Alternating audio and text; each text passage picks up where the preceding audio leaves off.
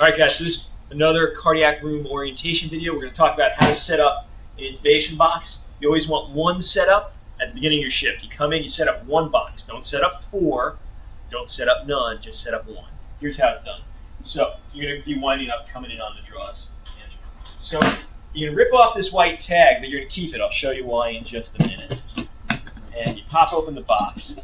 And the first thing you're going to see up top is the blade collection.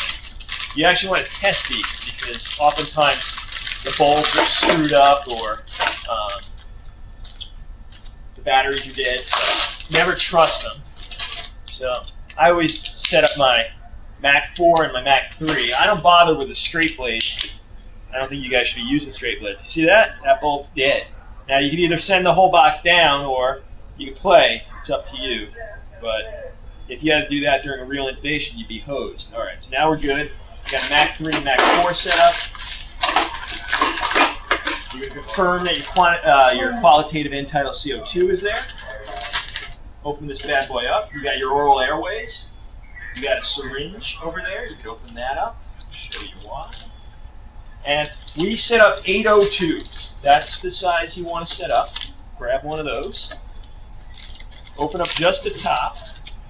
And now there's two stylets. There's the bougie, which is for difficult airway. Make sure that's there and you keep it there.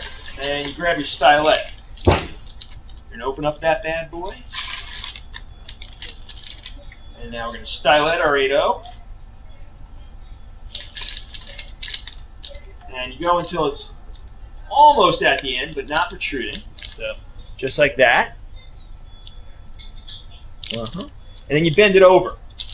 That way it can't poke into the patient's airway if it gets pushed too far. So now it's bent, it can't go any further. Now the shape we want, a la Dr. Levitan, is a hockey stick shape. So straight to the cuff and then about a 30-degree angle at the cuff point. So straight to the cuff, 20 to 30-degree angle right there. And then you take your 10 cc syringe, inflate it, and make sure your cuff is good. All right, good cuff. We'll deflate it. Put that in the box. Now we're going to close her up. Now if you have that tag, what you do is you put it in, and through that little hole, you poke it out. Now the reason to do that is the nurses have been asked to send down any kit that's missing this tag. So that's why that tag's put in. If for some reason you lose it or it breaks, you got to put a piece of tape over that area and write good kit or something to that effect. Now, the last thing to do is if you have the wherewithal is you just piece of tape, pop it on there.